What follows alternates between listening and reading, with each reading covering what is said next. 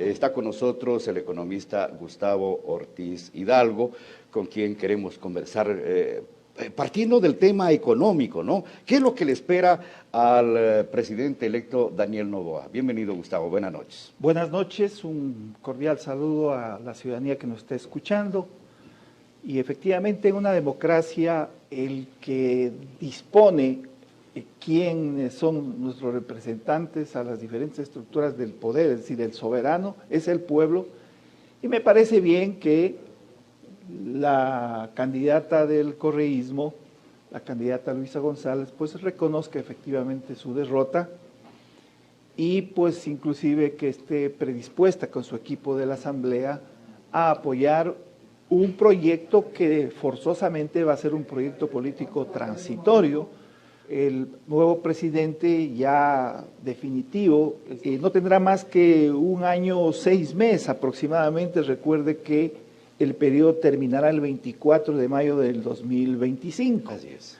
Entonces prácticamente será un periodo de transición que en su gobierno le va a tocar inclusive un nuevo periodo preelectoral, y si anda queriendo reelegirse va a ser un problema muy grave. Yo creo que, pues bueno, él sabrá tomar las decisiones, pero yo creo que él debe olvidarse de la posibilidad de ser o no candidato. Yo creo que si hace bien el trabajo durante este año, 6 meses, será suficiente precedente para que él opte por una candidatura, pero lo grave que le puede esperar al país es que las decisiones del presidente de la República estén en función de los resultados electorales que pueda tener en el 2025, claro, porque la situación económica, la situación política, la situación social del país es muy grave.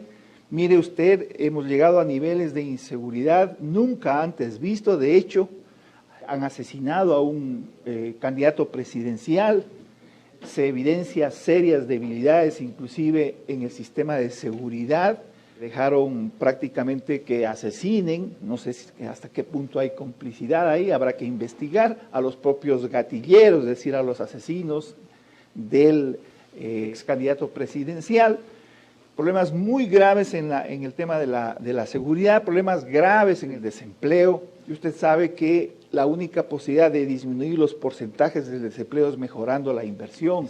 Y el país no tiene condiciones a este rato para generar inversión pública. Con el altísimo riesgo país economista. Exactamente, y mucho menos lograr atraer inversión extranjera con esos niveles tan altos que miden el riesgo de la inversión en el país. Vamos a ver cómo reacciona el riesgo país. Yo pienso que va a bajar un poco, pero no deja de ser un indicador del riesgo que implica invertir en el país, y eso es grave. Adicionalmente, las cuentas fiscales que le esperan al nuevo presidente van a ser muy complicadas. En cuanto al crecimiento de toda la economía, el Banco Central había proyectado cerca de 3% al inicio, más o menos igual con los datos del Fondo Monetario Internacional al inicios del año, y las nuevas proyecciones dicen que estará entre 1,5 y 1,8 máximo, lo que realmente es un crecimiento muy lento para lo que necesita la economía ecuatoriana reactivarse. Y el tema del déficit fiscal, es decir, aquel valor que resulta de restarle a los ingresos los gastos, o a los gastos los ingresos, es decir, el déficit fiscal, es decir, lo que nos falta de ingresos para poder cubrir el nivel de gasto que tiene el gobierno. Se decía que sería de $2,000 millones para este año. Sin embargo, ya las proyecciones hacen ver que será de por lo menos $5,000 millones. Si usted suma todas estas situaciones, estos elementos que le estoy dando, más los graves problemas en el ámbito de la educación, de la salud, de la seguridad social, pues tiene un país realmente con indicadores traumáticos que van a constituir un reto sin duda para el nuevo presidente electo.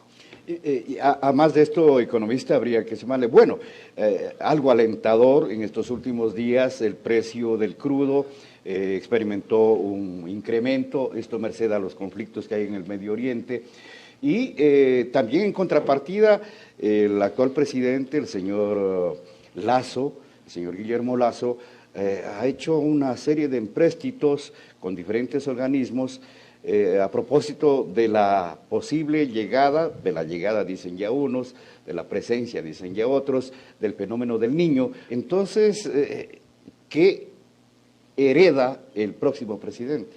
Y me estaba olvidando de un dato que usted lo hace mención.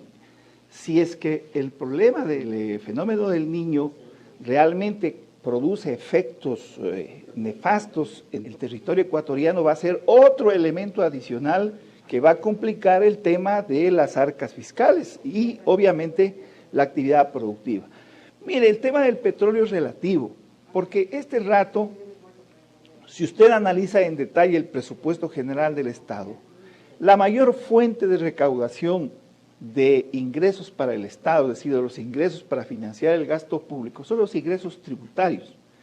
El petróleo en menor medida, aunque obviamente una recuperación del precio del petróleo a nivel internacional es importante, pero tome en cuenta que para el próximo año ya no se va a producir más o menos el 10% de la producción nacional que produce actualmente el bloque ITT, es decir, 55,000 barriles diarios, lo que va a implicar por lo menos unos $1.000 millones adicionales que va a dejar de percibir las diferentes instancias del Estado, no solo el gobierno central, sino también Petroecuador, que va a agravar sin duda la situación económica. Yo creo que este rato lo que tiene que hacer el presidente electo es convocar a todas las fuerzas políticas, a todas las fuerzas sociales y a los electores que han confiado en él a unirse en un proyecto que determine prioridades que sean apoyados por todas las estructuras del Estado, inclusive por la Asamblea Nacional.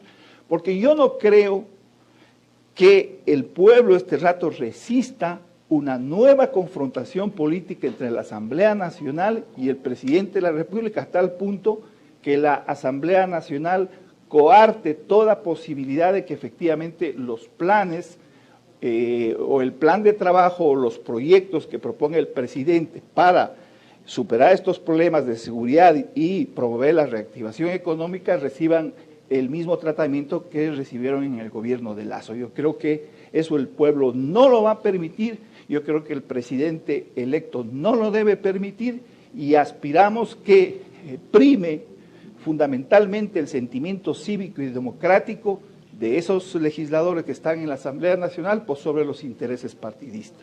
Bueno, ya esto súmele, economista, el tema de las hidroeléctricas. Estamos comprando energía a Colombia, que significa egresos onerosos del erario nacional, y el señor ministro de Energía dice que, bueno, esto se da porque Diosito así lo quiere.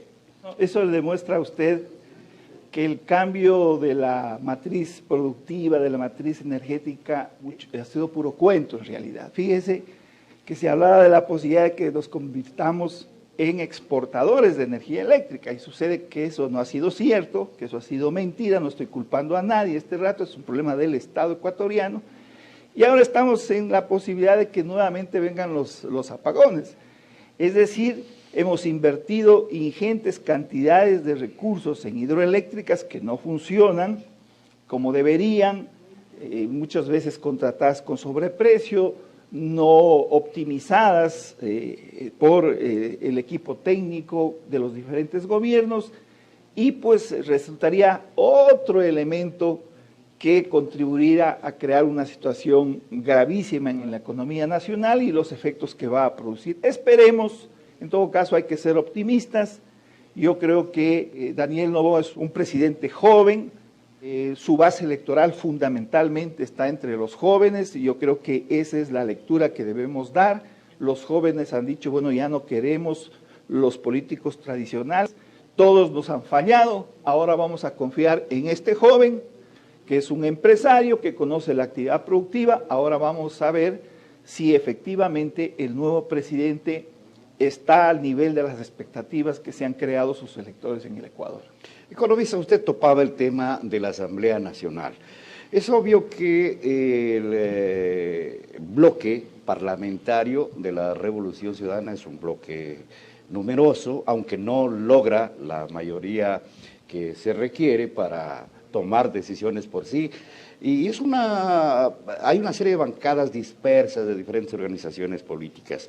Ahí tendrá que el presidente electo tener la suficiente habilidad política para lograr los consensos que le permitan resolver los principales temas, como usted los topó con toda propiedad, el tema de la inseguridad, el tema del empleo, el desarrollo productivo, la inversión, en fin.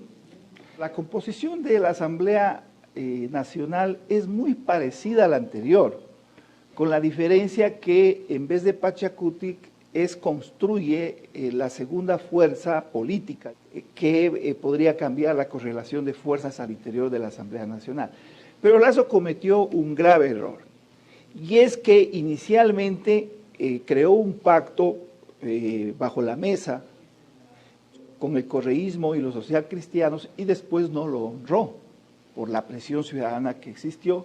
Entonces eso le creó prácticamente una barrera infranqueable en la Asamblea Nacional, al punto que inclusive el Partido Social Cristiano se unió con su antípoda ideológica, que era la Revolución Ciudadana o el correísmo, para boicotear y torpedear cualquier iniciativa del presidente de la República, a tal punto que se crea una situación de grave crisis política por un intento de destituir al presidente de la República, quien responde con la famosa muerte cruzada, y nos metemos en este problema del gobierno de transición por años 6 meses. Yo creo que Noboa no puede ir a negociar aisladamente los proyectos que son de interés nacional. Él debe priorizar los proyectos y debe hacer una convocatoria general.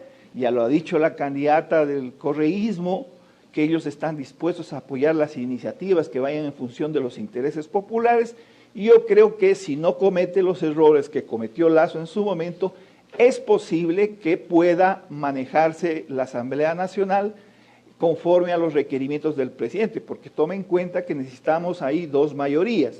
La primera mayoría, que son de 70 votos, que tampoco la tiene el correísmo solo, y la otra que es la de 92 votos, las 2/3 partes, que es la mayoría que se necesita, por ejemplo, para insistir en proyectos de ley o para destituir a ciertas autoridades, que va a ser fundamental en el ámbito de la fiscalización. Yo creo que en esta campaña se ha manejado sin estas negociaciones que lo han hecho ver como una nueva alternativa. Vamos a ver qué pasa ahora ya en el ejercicio del poder. Finalmente, economista, ¿usted qué suerte le augura al presidente electo Daniel Noboa? Mire, como todos los ecuatorianos, efectivamente, luego de un proceso electoral en el que el pueblo se ha manifestado respaldando la propuesta de Noboa y claramente oponiéndose a la posibilidad de que retorne una corriente que ya fue gobierno, y yo creo que el presidente de la República, el nuevo presidente, tiene que estar en sintonía con las aspiraciones de la gran mayoría de ecuatorianos, entender que este rato no es presidente exclusivamente de quienes votaron por él, es el presidente de todos los ecuatorianos. Yo no creo que él tenga que gobernar sobre la base de una división radical entre el electorado de correístas y anticorreístas. Debe entender que todos somos el pueblo ecuatoriano. Ojalá el correísmo entienda esta situación, ojalá entiendan que en determinado momento debe priorizar los intereses democráticos, los intereses del pueblo, en detrimento de sus propias aspiraciones políticas. Difícil, pero no imposible. Ojalá el presidente lo pueda hacer, y yo creo que la ciudadanía va a colaborar sin duda para que el presidente pueda realmente solucionar los graves problemas de inseguridad, que son los problemas más graves que ha señalado la población ecuatoriana, y reactivar la economía vía crecimiento de la inversión y los programas sociales en el ámbito de la salud, la educación, la seguridad social que realmente necesita el país. Bien, ha sido el economista Gustavo Ortiz.